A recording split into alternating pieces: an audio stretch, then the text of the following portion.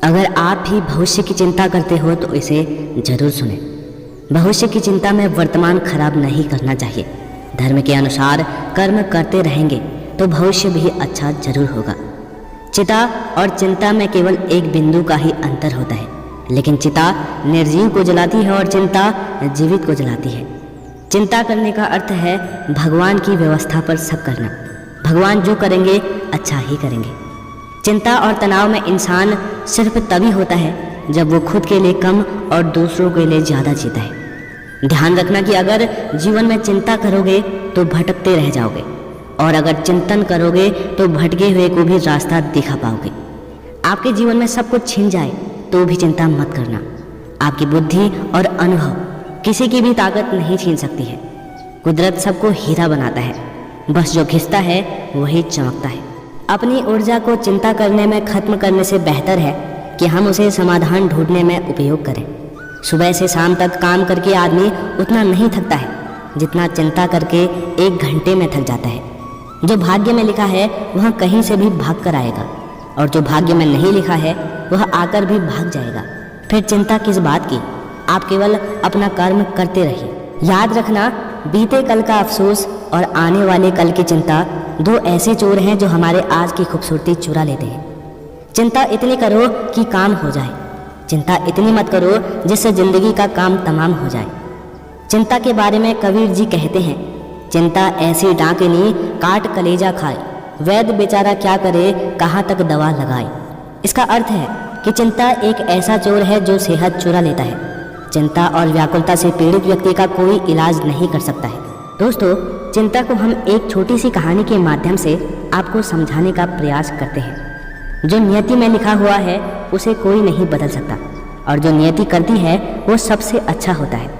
जो भी हमारे जीवन में होता है वो बहुत अच्छा होता है, बस हमें उसे समझने की ज़रूरत होती है। चिंता बिल्कुल भी नहीं करनी चाहिए। प्राचीन समय की बात है, एक गांव में बहुत ज्ञानी पंडित रहता था। एक दिन वो अपने बचपन के मित्र से मिलने दूसरे गांव जा रहा था। उसका मित्र बचपन से ही गूंगा और एक पांव से अपाहिज था। मित्र का गांव बहुत दूर था और रास्ते में और भी कई छोटे छोटे गांव पड़ते थे। पंडित अपने मित्र से मिलने के लिए अपने धुन में ही चला जा रहा था कि तभी उसे रास्ते में एक और आदमी मिल गया। वो आदमी दिखने में बहुत हष्ट पुष्ट था। फिर वो आदमी भी पंडित के साथ साथ आगे चलने लगा। ये देखकर पंडित ने सोचा कि चलो अच्छा हुआ, साथ साथ चलने से सफ़र जल्दी कर जाएगा। चलते चलते पंडित ने उस आदमी से उसका नाम पूछा तो उस आदमी ने अपना नाम महाकाल बताया। ये सुनकर पंडित को थोड़ा अजीब तो लगा ही, लेकिन उसने नाम के विषय में ज़्यादा पूछना उचित नहीं समझा। फिर धीरे धीरे दोनों साथ चलते रहे। तभी रास्ते में एक गांव आया तो महाकाल ने पंडित से कहा कि मित्र, तुम आगे चलो, मुझे इस गाँव में एक संदेश देना है, मैं तुमसे आगे मिलता हूँ। ये सुनकर पंडित ने कहा कि ठीक है, और पंडित आगे की ओर चल पड़ा। तभी उस गांव में खबर फैली कि एक आदमी को भैंसे ने मार दिया है, और जैसे ही भैंसे ने उस आदमी को मारा तो ठीक थोड़ी देर बाद महाकाल वापस पंडित के पास आ गए। फिर दोनों साथ साथ चलने लगे और चलते चलते दोनों एक दूसरे गांव में पहुंच जाते हैं। उस गांव में एक छोटा सा मंदिर बना हुआ था और उस मंदिर में ठहरने की व्यवस्था भी अच्छी खासी थी। पंडित के मित्र का गाँव अभी बहुत दूर था और रात्रि भी होने वाली थी। तो पंडित ने महाकाल से कहा कि रात्रि होने वाली है और पूरा दिन चलते चलते थकान भी होने लगी है और भूख भी लगने लगी है, तो ऐसा करते हैं, आज यहाँ पर रुक जाते हैं और आराम करते हैं। सुबह होकर आराम से आगे का सफ़र तय करेंगे। पंडित की बात सुनकर महाकाल ने कहा कि ठीक है, मुझे भी इस गांव में किसी को जरूरी सामान देना है। महाकाल पंडित से कहता है कि तुम खाना खा लो और आराम करो, मैं बाद में आकर खा लूँगा। इतना कहकर महाकाल वहाँ से चल दिया, लेकिन उसके जाते ही उस गाँव में धुआं ही धुआं उठता दिखाई दिया और देखते ही देखते पूरा गांव आग में जल गया। ये सब देखकर पंडित को बड़ा आश्चर्य हुआ और उसने सोचा, जहाँ भी ये महाकाल जाता है वहाँ कुछ न कुछ अनहोनी हो ही जाती है, कुछ न कुछ गड़बड़ है। वो इतना सोच ही रहा था कि तभी महाकाल वापस पंडित के पास आ गया। लेकिन पंडित ने रात्रि में महाकाल से इस बारे में कोई जिक्र नहीं किया। सुबह होने पर दोनों अपनी अपनी मंजिल की ओर चल पड़े। कुछ ही दूरी में फिर से एक गाँव आया तो महाकाल ने पंडित से कहा कि आप आगे चलते जाइए, मैं कुछ देर बाद आपसे मिलता हूँ। मुझे इस गांव में ज़रूरी काम है, मैं काम खत्म करके आपसे आगे मिलता हूँ। ये कहकर वो वहाँ से चला गया। लेकिन इस बार पंडित आगे नहीं बढ़े, बल्कि वहीं पर खड़े होकर महाकाल को देखते रहे कि आखिर ये महाकाल जाता कहाँ है और क्या करता है। तभी लोगों के रोने की आवाज़ आने लगी कि किसी आदमी को सांप ने काट दिया है और वह आदमी मर गया है। और फिर ठीक उसी समय महाकाल फिर से पंडित के पास पहुंच जाता है, लेकिन पंडित को इस बार सहन नहीं हुआ और उसने महाकाल से पूछ ही लिया कि तुम जिस भी गांव में जाते हो वहाँ कोई ना कोई अनहोनी हो ही जाती है, क्या तुम मुझे बता सकते हो ऐसा क्यों होता है। पंडित की यह बात सुनकर महाकाल ने जवाब दिया, पंडित जी आप तो बड़े ज्ञानी मालूम होते हैं, इसलिए मैं आपके साथ चलने लगा था, क्योंकि ज्ञानियों का संग बहुत अच्छा होता है, परंतु आप तो अभी तक नहीं जान पाए कि मैं कौन हूँ। महाकाल की बात सुनकर पंडित ने कहा कि मैं समझ तो गया हूँ, लेकिन मुझे कोई और शंका है। अगर आप अपना सही परिचय दें तो मुझे आसानी होगी। पंडित की बात सुनकर महाकाल ने जवाब दिया कि मैं यमदूत हूँ और यमराज की आज्ञा से उन लोगों के प्राण हरता हूँ जिनकी आयु पूर्ण हो गई है। पंडित को पहले से ही महाकाल पर शंका थी, पर महाकाल की इस बात को सुनकर पंडित घबरा गया। लेकिन फिर उसने हिम्मत करके पूछा कि अगर ऐसी बात है और अगर तुम सच में यमदूत हो तो बताओ अगली मृत्यु किसकी होगी। पंडित की यह बात सुनकर यमदूत ने जवाब दिया कि अगली मृत्यु तुम्हारे मित्र की होगी जिससे तुम मिलने के लिए जा रहे हो, और उसकी मृत्यु का कारण भी तुम ही बनोगे। महाकाल के मुंह से यह बात सुनकर पंडित चौंक गया और सोच में पड़ गया कि यदि वास्तव में यह महाकाल यमदूत हुआ और इसकी बात सच हुई तो मैं अपने बचपन के घनिष्ठ मित्र की मृत्यु का कारण बन जाऊंगा। इसलिए अच्छा यही होगा कि मैं उससे मिलने ही न जाऊं, कम से कम मैं उसके मृत्यु का कारण तो नहीं बनूंगा। पंडित ये सब अपने मन में सोच ही रहा था कि तभी महाकाल ने कहा कि तुम जो भी सोच रहे हो वो मुझे पता है। अगर तुम अपने मित्र से मिलने नहीं जाओगे तो नियति नहीं बदलेगी। तुम्हारे मित्र की मृत्यु निश्चित है और वो कुछ क्षणों में घटित होने वाली है। महाकाल की ऐसी बातों को सुनकर पंडित को झटका लगा, क्योंकि महाकाल ने उसके मन की बात जान ली थी, जो एक साधारण व्यक्ति के लिए संभव नहीं है। अब तो पंडित को महाकाल पर पूरा विश्वास हो गया था कि वो एक यमदूत है। अब पंडित अपने मित्र की मृत्यु का कारण नहीं बनना चाहता था, इसलिए वो वापस घर की तरफ जाने का विचार करता है। और जैसे ही वो पीछे की ओर मुड़ता है और अपने गांव की तरफ जाने लगता है, तो काफ़ी दूर चलने के बाद जब वो पीछे मुड़ता है तो देखता है कि उसका मित्र तेजी से उसकी तरफ आ रहा है और उसका मित्र उसे देखकर काफ़ी प्रसन्न लगता है। अपने मित्र के आने की गति को देखकर पंडित को ऐसा लगा जैसे उसका मित्र काफ़ी समय से उसके पीछे आ रहा था, लेकिन वो बचपन से ही गूंगा था और एक पैर से अपाहिज भी था, इसलिए वो ना तो पंडित के पास पहुंच पा रहा था और ना ही उसे आवाज़ देकर रोक पा रहा था। लेकिन वो जैसे ही पंडित के पास पहुंचा तो अचानक उसकी मृत्यु हो गई।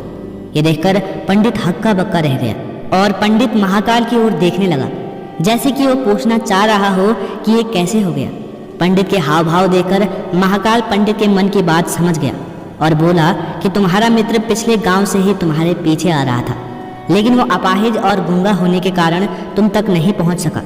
उसने अपनी पूरी ताकत लगाकर तुम तक पहुंचने की कोशिश की, लेकिन बुढ़ापे में बचपन जैसी ताकत कहाँ, इसलिए हृदय घात के कारण तुम्हारे मित्र की मृत्यु हो गई, क्योंकि वो तुमसे मिलने के लिए तुम्हारे पीछे भागा जा रहा था। उसने अपनी सीमाओं को लांघा है, इसलिए अपने मित्र के मृत्यु का कारण तुम ही बने। महाकाल की बात सुनकर अब तो पंडित को और भी ज़्यादा यकीन हो गया कि महाकाल एक यमदूत है और इसका कार्य जीवों के प्राण को हरना है। पंडित ज्ञानी व्यक्ति था, इसीलिए वो जानता था कि मृत्यु पर किसी का बस नहीं चलता, एक न एक दिन सभी को मरना है। यही सोचकर उसने अपने आप को संभाल लिया। लेकिन अचानक पंडित के मन में अपनी मृत्यु के बारे में जानने की इच्छा हुई, तो उसने महाकाल से कहा कि जब मृत्यु मेरे मित्र की होने वाली थी तो आप शुरू से ही मेरे साथ क्यों चल रहे थे। पंडित की यह बात सुनकर महाकाल ने कहा कि मैं तो सभी के साथ चलता हूँ और हर क्षण चलते रहता हूँ, किंतु लोग मुझे पहचान नहीं पाते, क्योंकि लोगों के पास अपनी समस्याओं के अलावा किसी और समस्या के बारे में सोचने और समझने का समय नहीं होता। महाकाल की बात सुनकर पंडित ने कहा, तो क्या तुम मुझे बता सकते हो कि मेरी मृत्यु कब और कैसे होगी। पंडित की यह बात सुनकर महाकाल ने कहा कि किसी सामान्य इंसान के लिए यह बात जानना उचित नहीं है कि उसकी मृत्यु कैसे और कब होगी, क्योंकि वो अपनी मृत्यु के बारे में सोचकर दुखी ही होता है। लेकिन तुम मुझे ज्ञानी प्रतीत होते हो, क्योंकि तुमने अपने मित्र की मृत्यु को जितनी आसानी से सहन कर लिया, उसे देखकर लगता है कि तुम अपनी मृत्यु के बारे में जानकर भी इतने दुखी नहीं होंगे।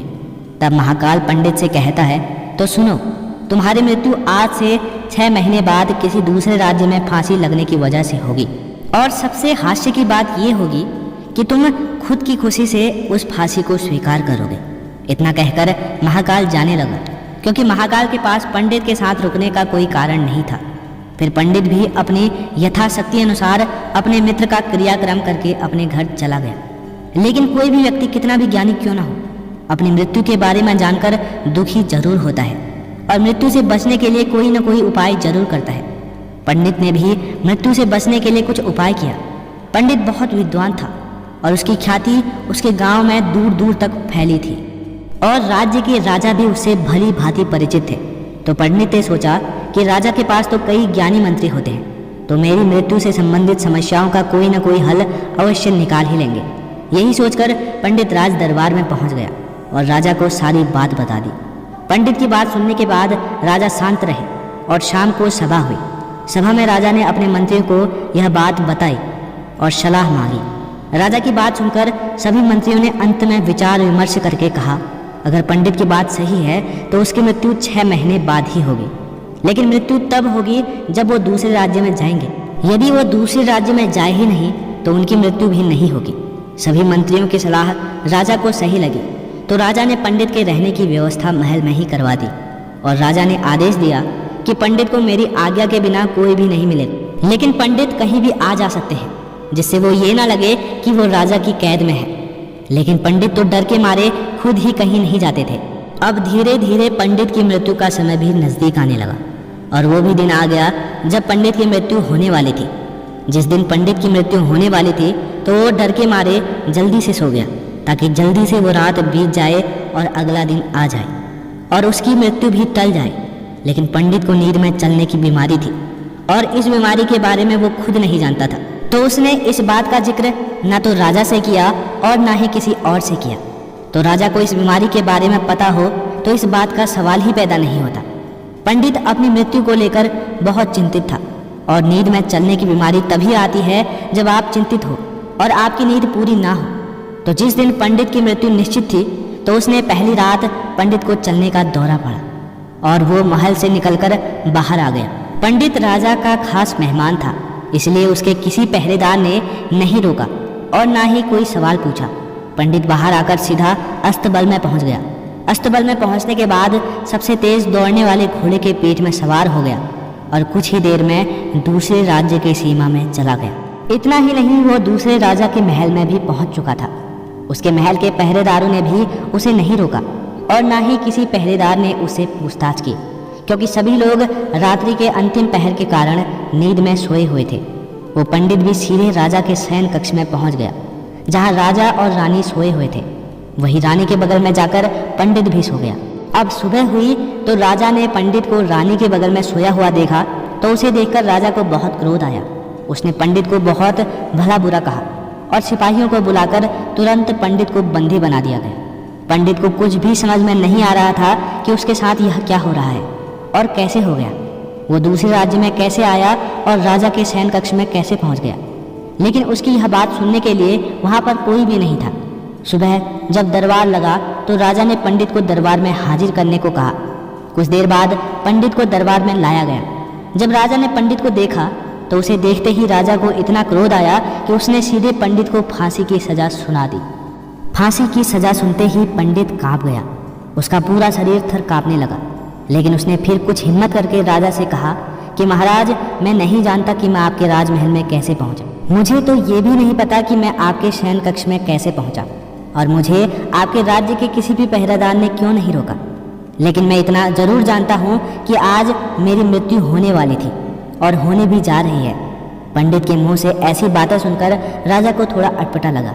लेकिन फिर राजा ने पंडित से कहा कि तुम्हें कैसे पता कि आज तुम्हारी मृत्यु होने वाली थी, आखिर तुम कहना क्या चाहते हो। राजा की बात सुनकर पंडित ने राजा को पिछले 6 महीने में हुई सारी कहानी बता दी और कहा कि महाराज, मेरा क्या, किसी भी सामान्य व्यक्ति का इतना साहस नहीं कि वो राजा के शयन कक्ष में जाकर राजा की उपस्थिति में रानी के पास आकर सो जाए।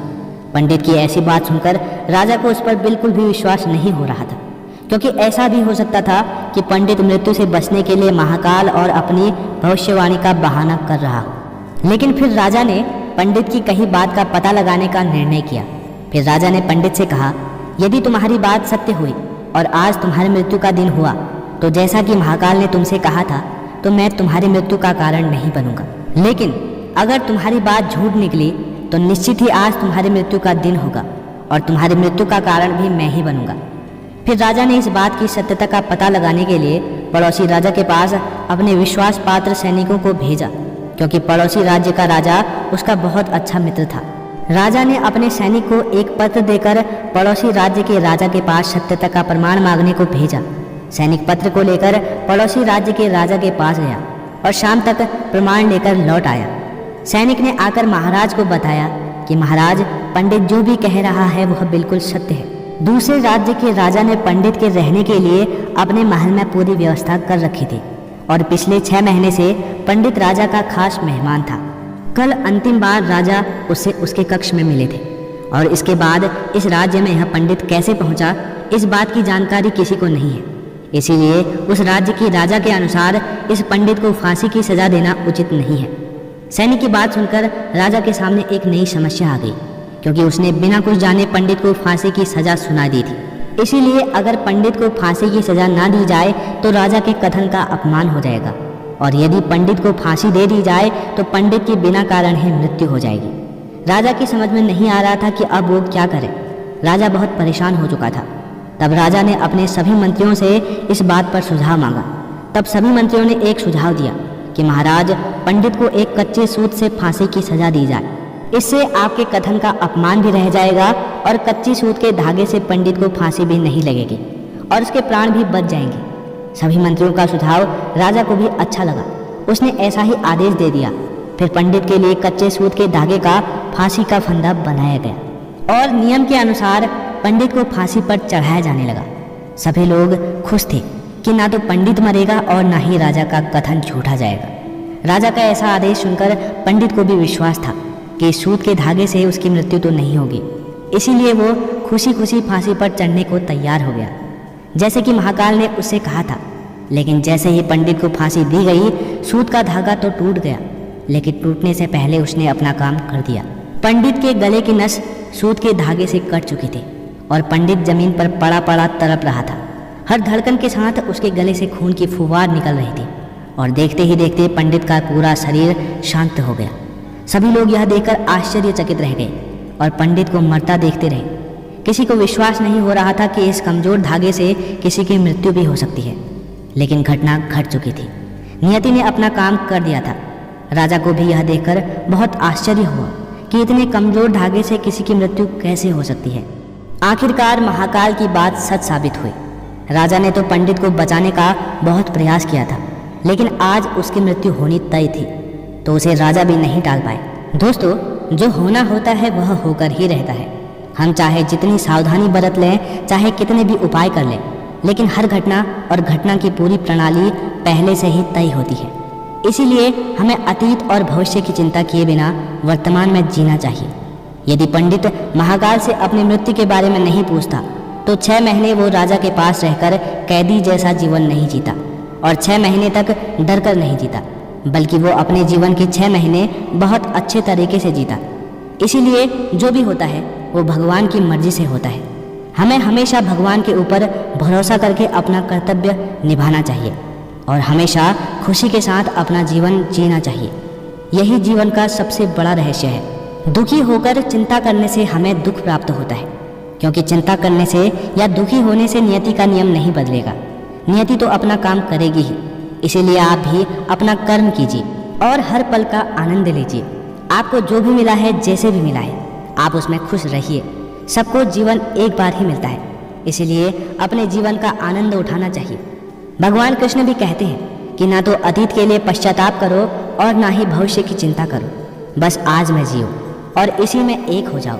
बस यही एक तरीका है खुद को सभी चिंताओं से मुक्त रखने का, जिनके परिणाम तुम्हारे हाथ में नहीं है। तो दोस्तों, आज के लिए इस वीडियो में इतना ही। अपना ख्याल रखें। धन्यवाद।